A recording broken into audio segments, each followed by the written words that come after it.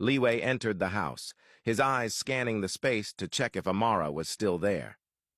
Instinctively, he rushed to the guest room to confirm, only to find it empty.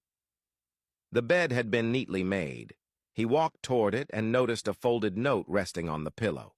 Picking it up, he carefully read her words. Amara was thanking him for saving her and offering her a place to stay. She had decided, she wrote, to return to the house and confront James and May. She couldn't run from her problems forever. Liwei stood there, staring at the note, thinking about how naive she was, how she was walking straight into danger without fully understanding the risk.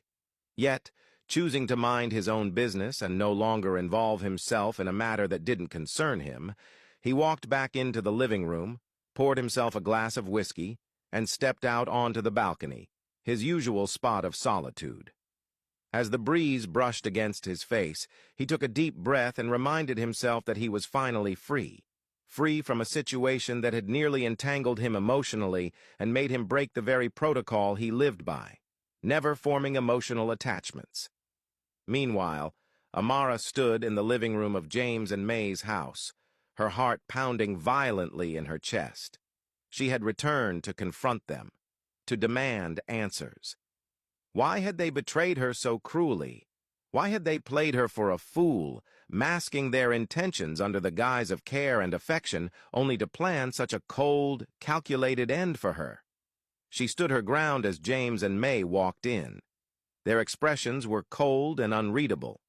They no longer resembled the kind and welcoming people she had once believed in. May, keeping her gaze fixed on Amara, remarked on her return.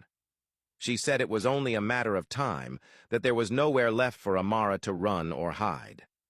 Amara, on the verge of tears, turned her eyes toward James, who remained quiet beside his wife. His silence cut deeper than any words. Finally, unable to contain her anguish, she questioned him. Why had he deceived her? Why had he pulled her out of her peaceful life with promises of love and family, only to plan her death for someone else's benefit? She asked if he had ever felt anything for her, if even for a moment he had truly seen her as his daughter. James stood silently for a while, his face unreadable.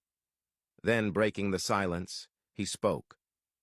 Life, he said, required hard choices. People did whatever they needed to do to save those they loved. Just as Amara once tried to do everything she could to save her own mother, he was now doing the same for his daughter. Even if it meant hurting others, he wouldn't hesitate, not when the